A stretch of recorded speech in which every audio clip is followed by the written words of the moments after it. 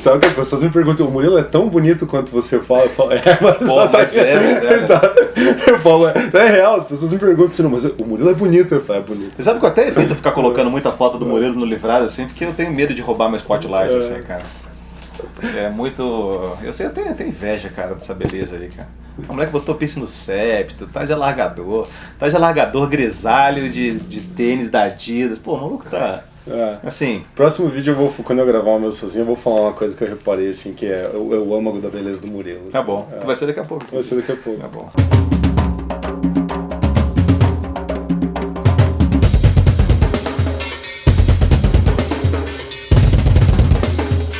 Bem, amigos da Rede Globo, estamos de volta com mais um Desafio Livrada 2023, nosso livro do segundo bimestre do desafio, depois da nossa conversa profícua sobre Juan José Saeiro. Agora temos aqui Alexander Pushkin, Evgeny Onegin, né, tradução do Rubens Figueiredo, nosso camarada Rubens. Fizemos uma live com ele, muito bacana, então queria agradecer ao Rubens aí.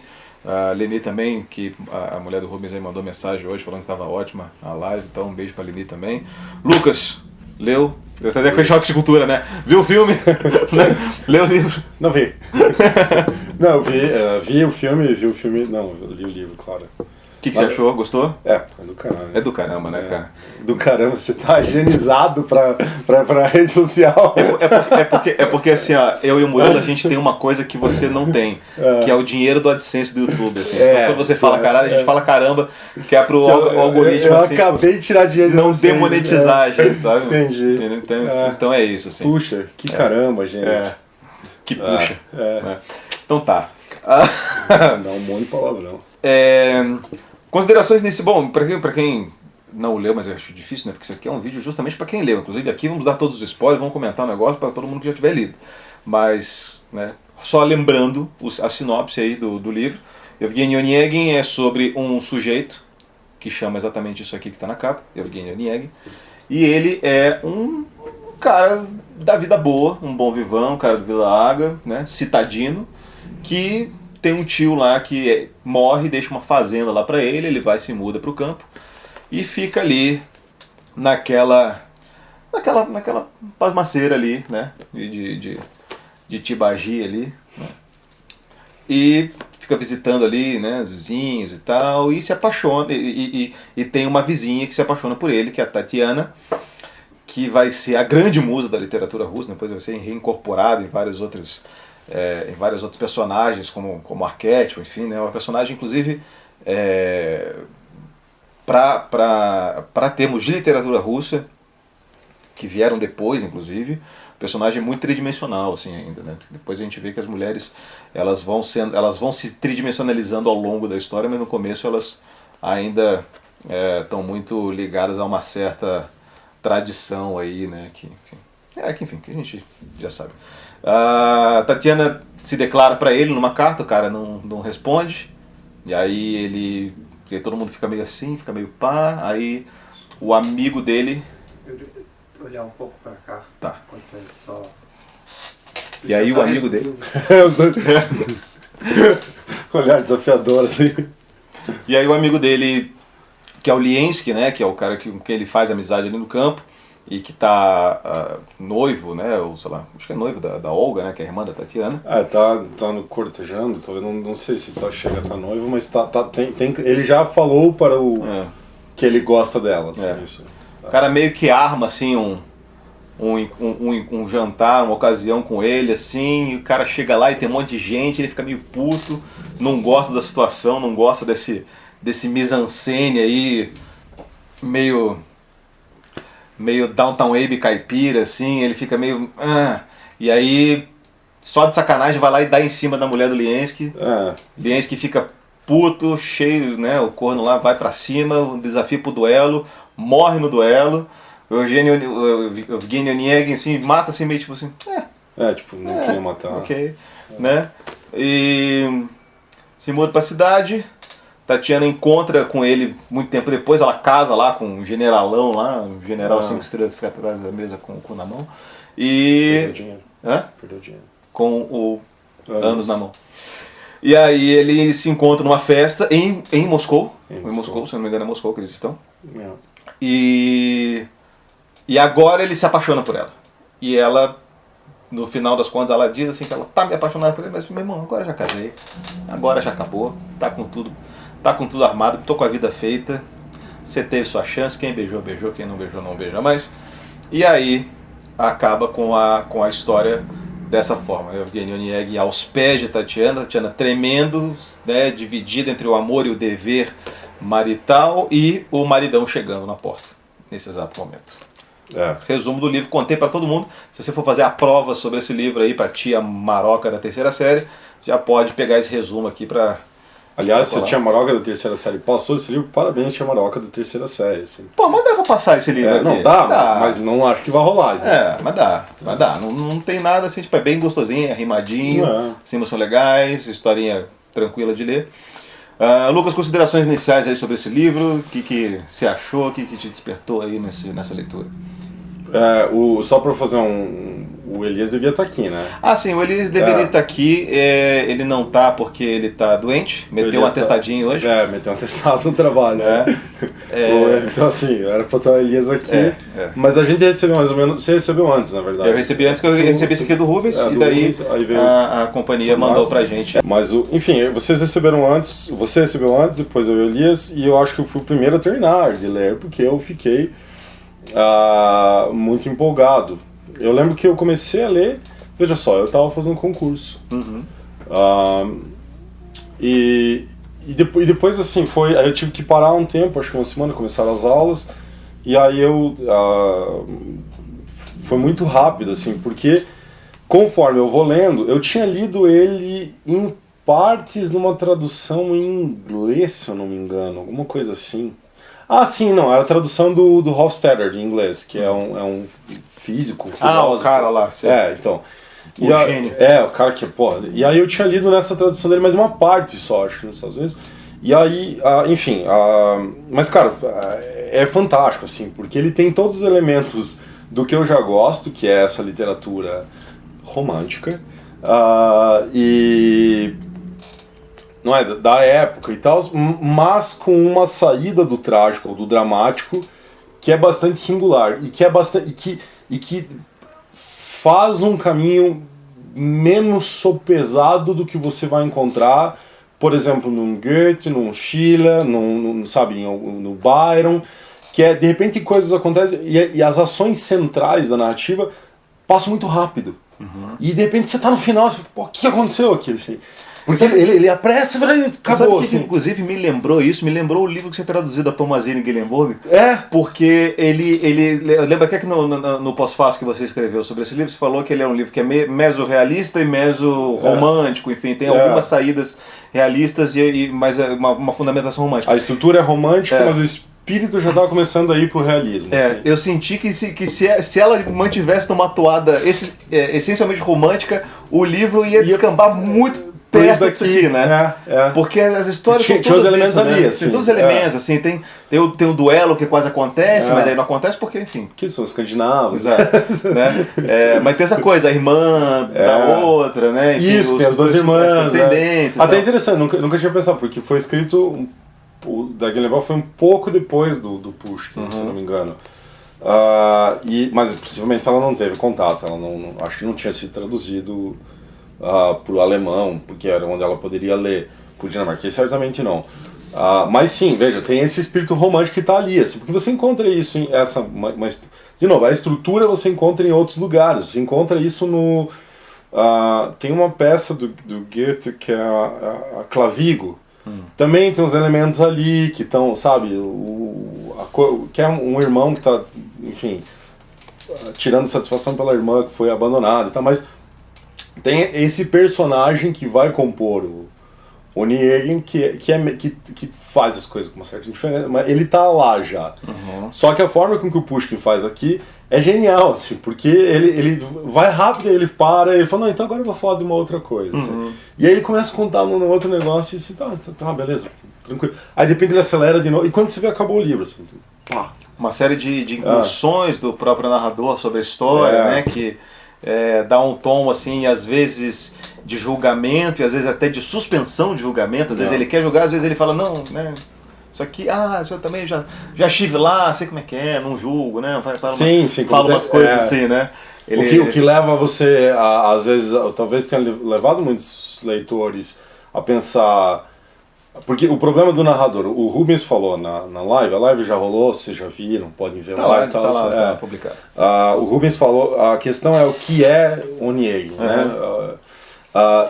E a gente sabe claramente aqui, porque começa com uma fala e com o narrador logo tomando as rédeas e ele faz isso, ele toma muito claramente as rédeas e a cada pouco ele fala, não, tá ficando muito pesado, eu vou contar outra coisa aqui. Então o narrador se faz presente, mas nós poderíamos ser levados a uma conjecturação especulativa de que, mas esse narrador não é o próprio Onegin fingindo não ser ele. Olha só. Poderia ser, porque isso também é um recurso tipicamente literário, assim, o narrador que se esconde. E seria completamente crível em relação ao personagem Onegin, que o tempo todo se mostra e se esconde de uma forma,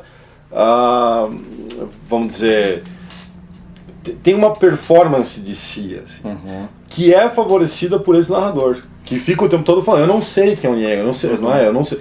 A Tatiana por essas omissões, que até o Rubens falou que em parte não são acidentais, né? Assim, faz de propósito de cortar isso. Enfim, né? Sou o Rubens falando, ele tem autoridade ali para... mas assim, não, dentro dessa tese, isso aqui até sustentaria, porque seria mais uma forma de você fazer ali um jogo de omissões que favoreceria o caráter misterioso do protagonista. Sim. Que é a grande pergunta. Enfim, estava até tentando achar aqui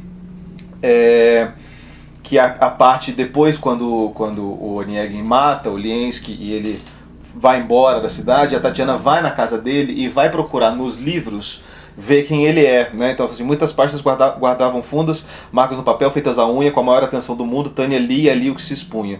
Com tremor no peito e na visão, lia a ideia e a observação que então o impressionara, com que caldo ele concordara. Nas margens vinham os olhos de Tânia, traços a lápis, linhas e riscos. A alma de Onegin em tais rabiscos se exprimia deriva espontânea, com um X, com um sim, com um não, ou um ponto de interrogação. E aos poucos, Tatiana começa a compreender de modo mais claro finalmente o que é que interessa, o homem por quem um destino raro a condena a suspirar sozinha. Criatura bizarra e daninha, triste filho do céu ou do inferno, anjo e demônio, verão e inverno, o que é ele? Mera imitação, espectro sem corpo e sem sentido, moscovita de Harold travestido, reflexo de uma alheia visão, dicionário de moda e misórdia, ou será ele mera paródia?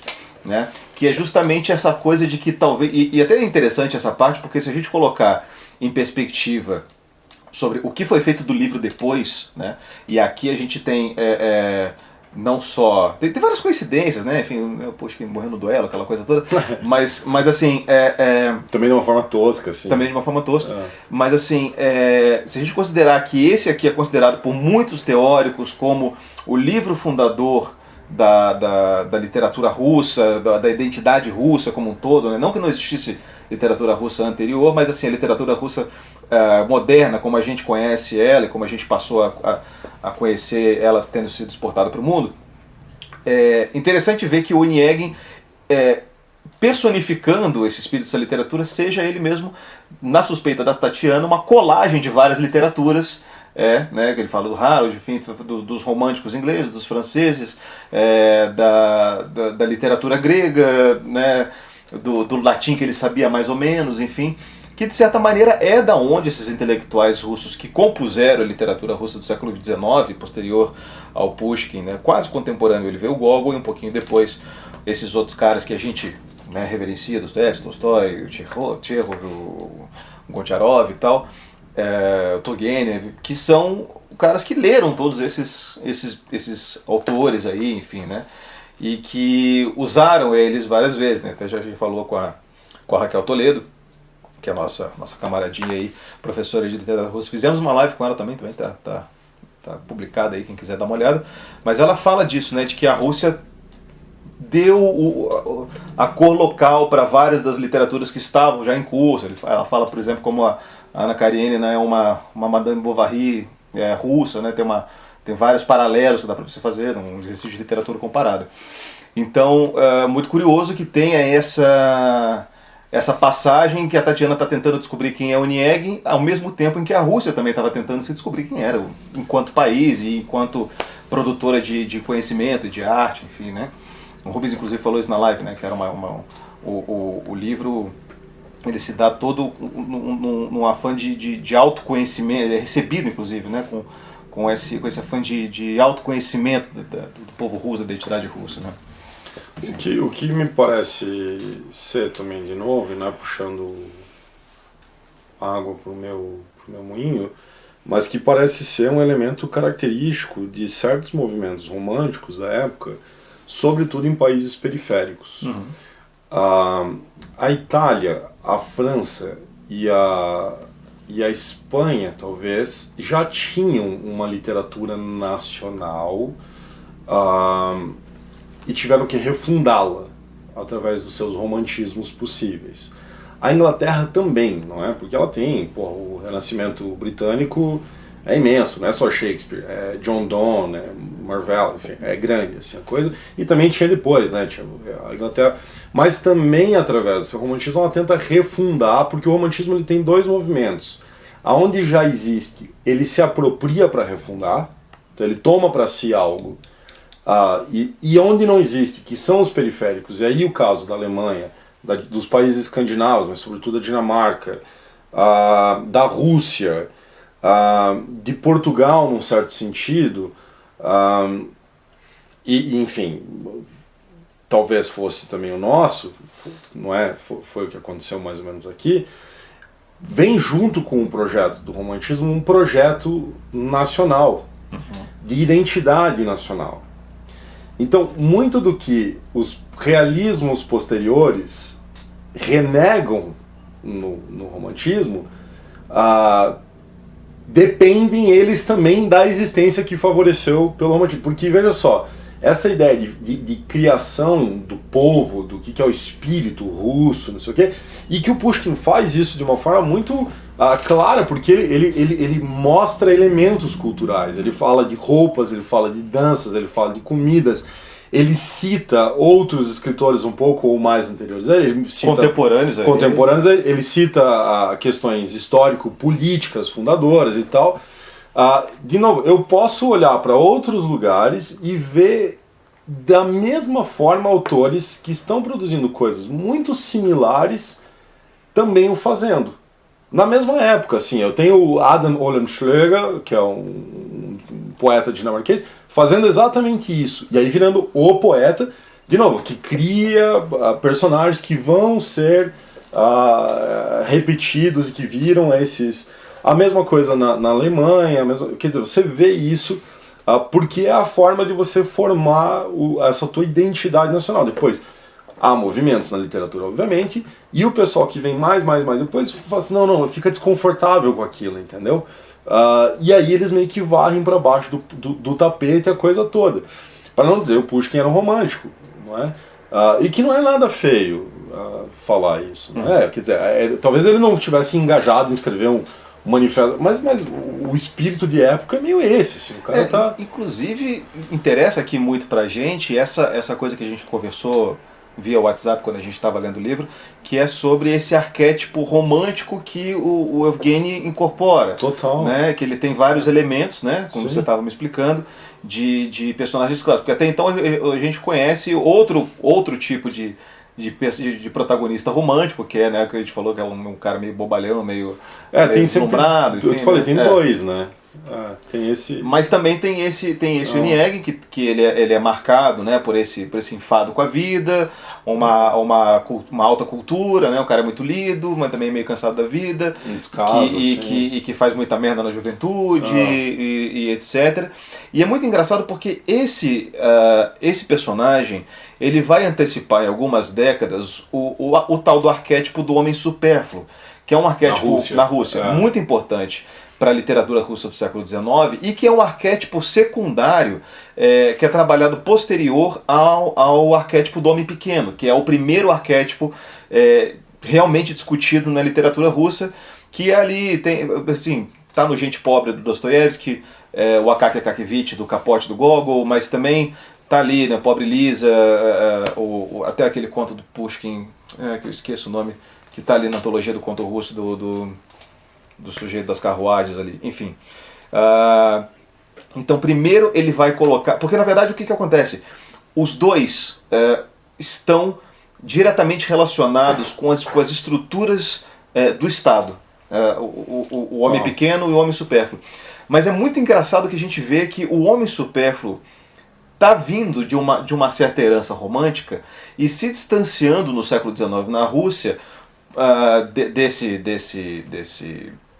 dessa tradição, se apegando justamente a uma estrutura estatista, enfim, uma coisa que vai levar em consideração o contexto socioeconômico do país, né? Porque é assim que eles discutiam os personagens naquela época, né?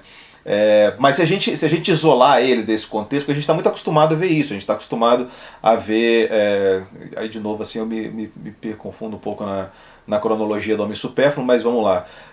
Acho que primeiro tem o Goncharov com Oblomov e depois o Diário do Homem Supérfluo do Turgenev, se eu não me engano. Acho que é isso. Acho que 59, 61. Não é muito alguma longe, coisa assim. Não, bem perto.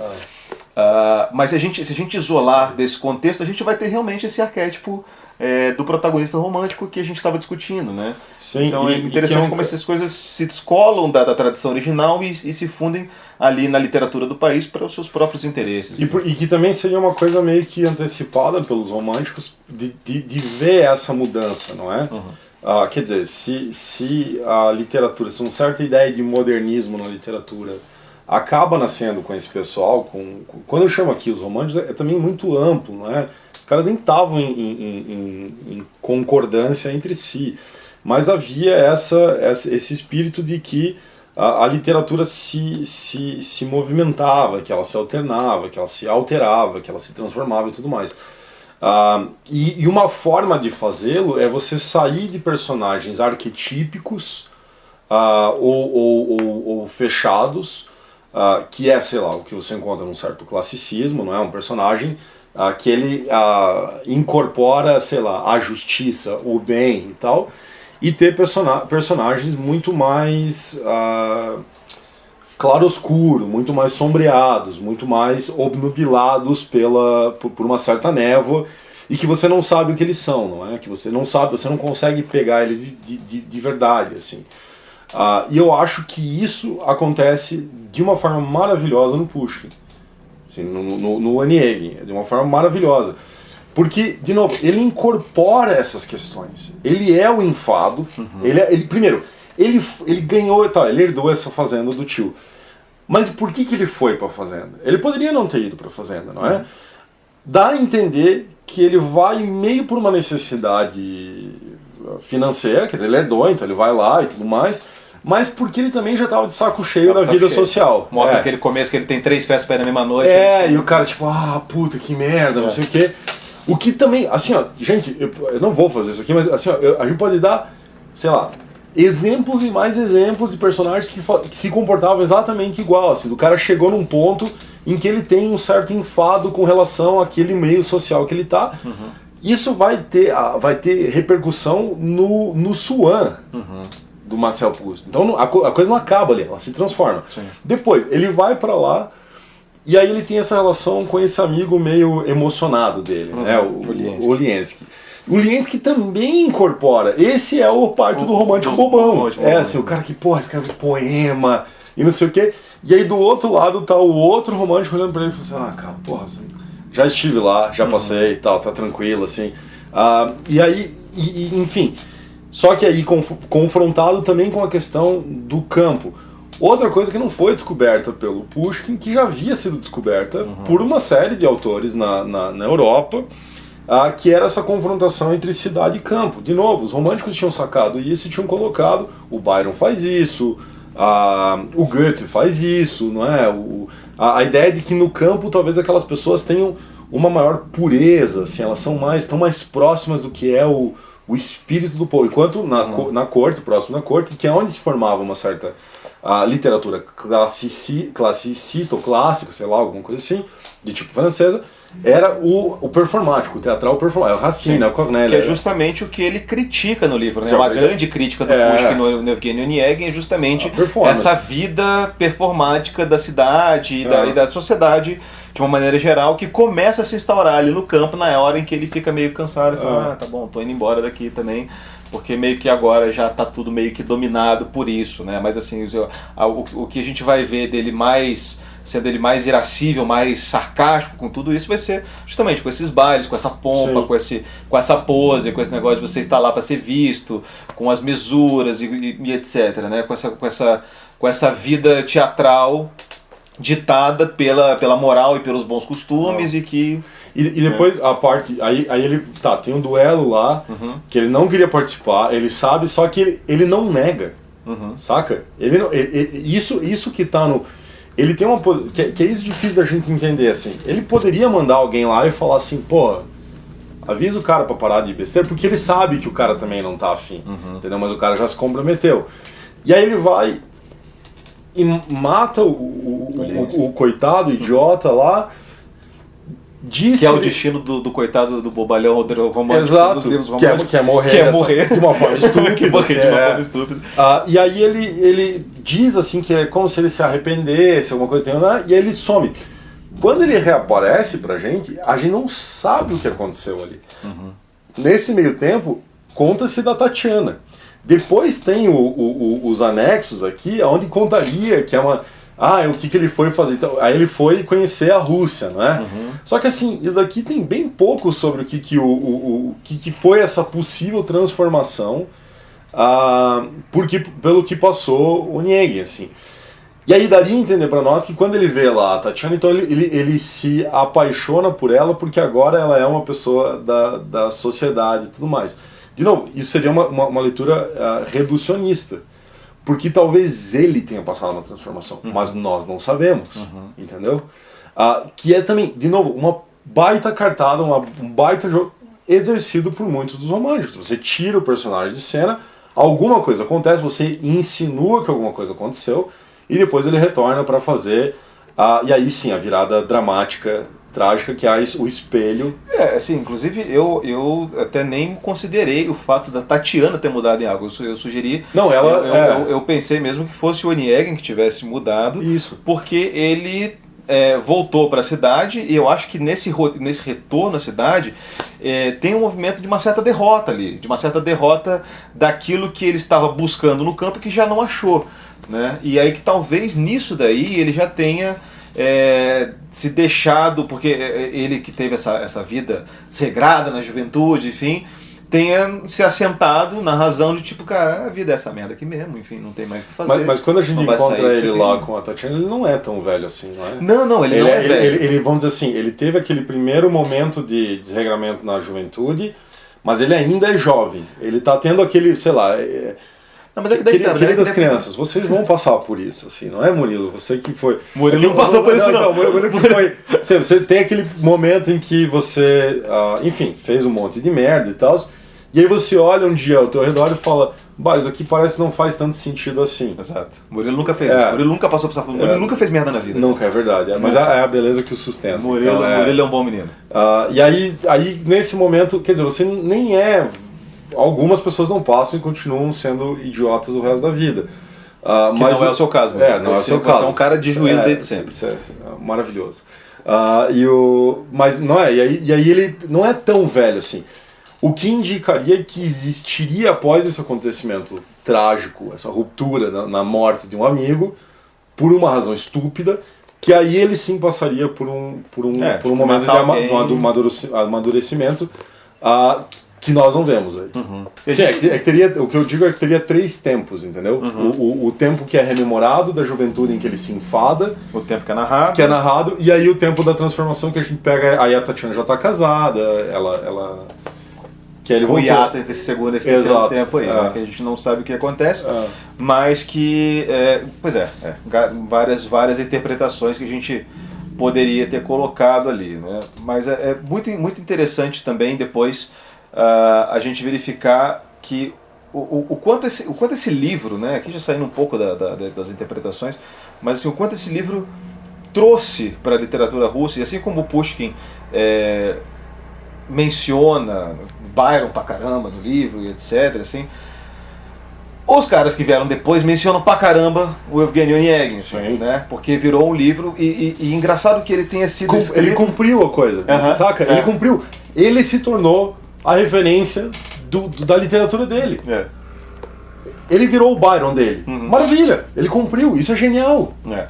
E é engraçado que ele tenha feito isso em versos, né? Sim. Porque ele é um poeta, enfim, ele escreveu uma prosa, uma ou outra, desde que a gente consegue ver aqui nas antologias que a 34 lançou, naquela coletânea que tem um pouco de poema, que é A Dama do Cachorrinho, e agora lançaram também um novo, né, esse ano ainda, também não li, mas que está lá, mais uma prosa dele. Mas ele foi essencialmente poeta, ele é considerado poeta e tudo mais.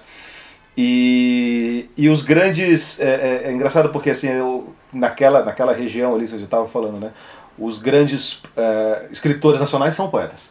Né? Sim. No Cáucaso, na Rússia, enfim, na China propriamente também, tem essa tradição de você escrever em verso. E falei lá na live, mas falo de novo porque eu acho muito curioso isso, assim, porque eu visitei o Cáucaso, né, e a União Soviética, né, enfim, fez uma série de urbanizações ali e colocaram uma Avenida Pushkin, né, que é uma avenida grande que corta a cidade de um lado a outro, cruzando a avenida principal da cidade, que é a avenida que leva o nome do poeta nacional de cada um desses países, né, o Shota Rustaveli na Geórgia e o Sayat-Nova, que é o cara lá da Coda Romana, inclusive do Paradia Nova, lá na Armênia, né. E aqui na apresentação o Rubens ele fala um pouco sobre os períodos da vida em que o Pushkin escreveu esses versos, enfim. E ele foi escrito em vários lugares ao mesmo tempo, né? Ao mesmo tempo não, né? Foi escrito em vários lugares e em propriedades que o pai dele deu para ele, nas casas que ele passou, um lugar que ele estava trancado por causa da pandemia, de cólera e etc. E depois isso já no século XX, a gente vai ler o engraçadíssimo o Davlatov, né? No Parque Cultural, que ele vai... Já leu esse livro? Eu acho que esse não. O Parque Cultural é um livro em que o Davlatov, o personagem dele é sempre meio que ele mesmo, assim, e ele vai trabalhar numa espécie de museu temático do Pushkin. Nessa propriedade onde ele escreveu, acho que os 5 ou 6, que é ali perto de Rostov. E ali é tipo uma Disneylândia do Pushkin, assim, porque existe também o mito soviético do Pushkin, né? O que a União Soviética fez culturalmente com a figura do Pushkin para consolidar identitariamente, né, um território tão vasto, né, tão grande, tão diferente culturalmente de vários lugares. E aí tem essas pequenas coisas da biografia dele, né, o outono de Bodno, que o Rubens falou, né, que virou um sinônimo para um período extremamente profícuo para você, o avô etíope do Pushkin, o Ganibal, que ele tem uma fase engraçada, assim, que ele olha, assim, ele tem lá um negro, assim, pomposo, assim, fala assim, esse aí que é o avô do Pushkin. Eu falei assim, não, esse aí, tipo, cara, é um negão qualquer, tava num quadro, a gente pegou e botou, porque a gente não tinha quadro dele, tipo, meio que... Não sabe quem é o cara. Não sabe quem é o cara e tal. Mas, enfim, e isso tudo dá pra gente uma dimensão do quanto esse livro, e do quanto, né, o Pushkin, mas especificamente esse livro, foram, assim, muito importantes, e são importantes até hoje, para os russos, assim, né? Justamente nessa coisa de você conhecer a identidade, que era isso que você estava falando, né? Então... isso é... Não é onde ele escreveu... Como é que é? Não foi o lugar que o Ovídio foi exilado? Como é que é isso daí? Eu acho que ele falou alguma coisa Moravia assim. Ali, eu acho isso do caralho, assim, tipo, o cara foi, mano... Enfim, não significa nada. Só porque eu gostei do Davos. Enfim, acho que era mais ou menos isso, considerações finais aí sobre o... Não, eu acho, enfim, a gente não falou da tradução, mas... Da tradução, claro. Ela flui, assim, me pareceu... eu não sei russo, né, nada pra julgar e tal, mas ela é gostosa, assim, as rimas funcionam, a coisa, a métrica... Depois você entra, porque muita gente acha que se assusta o fato de ser escrito em verso e tal. Uhum. Aí os alunos de letras são obrigados, eles passam por isso e tal, então eles já têm essa... Mas o pessoal em geral, assim, não favorece a leitura. chamemos de poemas longos, assim, ou textos escritos em versos. Se não, quem gosta de poesia, que vai ler poesia e tal, a gente não tem essa habitualidade. Mas, e aí, sei lá, às vezes as pessoas pegam algum texto que é escrito em traduções de de obras mais clássicas e se assustam, né? Porque acham difícil. Mas aqui não é difícil, assim. Eu achei que é fácil, gostoso. Quando os personagens falam, parece personagens falando, assim. E em que se pese também de que o fato dela ser escrita em verso não quer dizer, de ser uma narrativa em verso, não quer dizer que ele simplesmente só tipo quebrou as coisas em linhas ali, né? Ele é um puta poeta. Exato. E tem toda aquela coisa que a poesia, né, de você criar imagens, de você dialogar com outras imagens, de você, enfim, fazer um certo jogo de disse, não disse, né, uma série de recursos muito típicos ali das construções poéticas, né? Então tem vezes que não sei, assim, eu também teria que eu falei para sua amiga Letícia que eu tentaria aprender russo mais pra frente, e eu vou tentar, até pra poder ler essas coisas e tudo mais. Mas tem vezes que, porque poeta gosta de se mostrar, assim, e tem vezes que parece isso, assim, parece que ele faz, assim, tem 2, 3 estrofes que, assim, eu tô me mostrando aqui, assim, e aí eu não sei se é da tradução do Rubens, que é muito boa e tal, ou se, enfim, aí seria um puta merda do Rubens de ter replicado isso, ter conseguido. Mas eu senti isso, assim, tipo, não, aqui está sendo, sabe, tem sempre uma hora, assim, que o cara faz um truque na tua frente e você fala assim, tá, beleza, ok, você passou no teste de poeta, beleza, tranquilão. Maravilha. Realmente, a tradução do Rubens, como sempre, muito boa, assim, sabe que eu já falei com algumas pessoas que trabalharam em editoração de livros com o Rubens, isso o Rubens não sabe que eu sei, mas as pessoas que foram revisoras e preparadoras, assim, e todas elas falaram a mesma coisa, assim, cara, você não precisa trabalhar quando o Rubens traduz, assim, tipo, o cara já deixa o livro pronto para você. Você não tem que fazer praticamente nada, assim.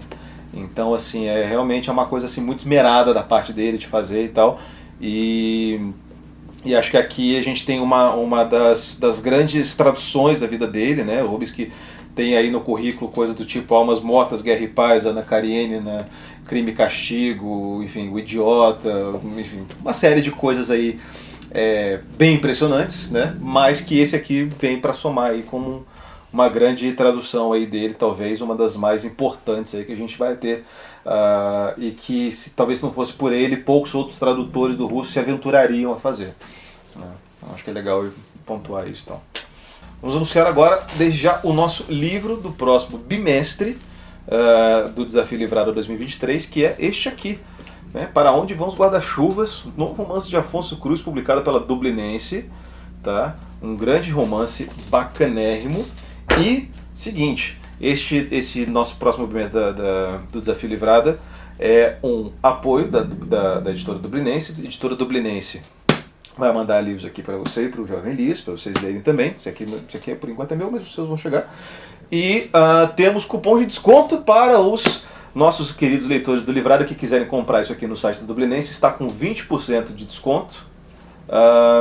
E é só usar o cupom Desafio Livrada. Muito legal falar também que o cupom está valendo para todo o site, então aproveite para comprar outros livros da editora Dublinense, até porque o catálogo deles é muito bom, até porque eles me publicam, né? Então também tem isso. Então se vocês quiserem comprar os meus livros com desconto, pode usar tudo o mesmo desconto, o mesmo cupom do Desafio Livrada, mas tem que comprar o livro do Afonso Cruz no pacote, né? É só aplicar ali que ele aplica para todas as compras que você fizer, tá? Então é isso, né? Aliayak Daesh, está aqui o próximo livro do nosso Desafio Livrado 2023. Lucas, queria agradecer mais uma vez a sua leitura, seus comentários sempre abalizados aí sobre o assunto, e ficamos por aqui, ajudar a gente no Catarse, no comentário, enfim. Fala para as pessoas comentarem, dá um joinha. Fala, dá um joinha, galerinha do YouTube. E aí eu vou lá e falo para eles comentarem, e daí vem pessoas maníacas comentarem, entendeu? Não, mas tudo bem. Tudo bem? Tudo bem. Então comentem. Você não pode ficar bravo com isso, porque assim, às vezes é a única coisa que a pessoa tem na vida, tá? E você tá tirando isso dela. Não tá. É meio cruel. Assim. Eu não me importo, eu não dou mínima atenção. Exato. Valeu, galera. Um abraço aí. Tchau. Let's ride.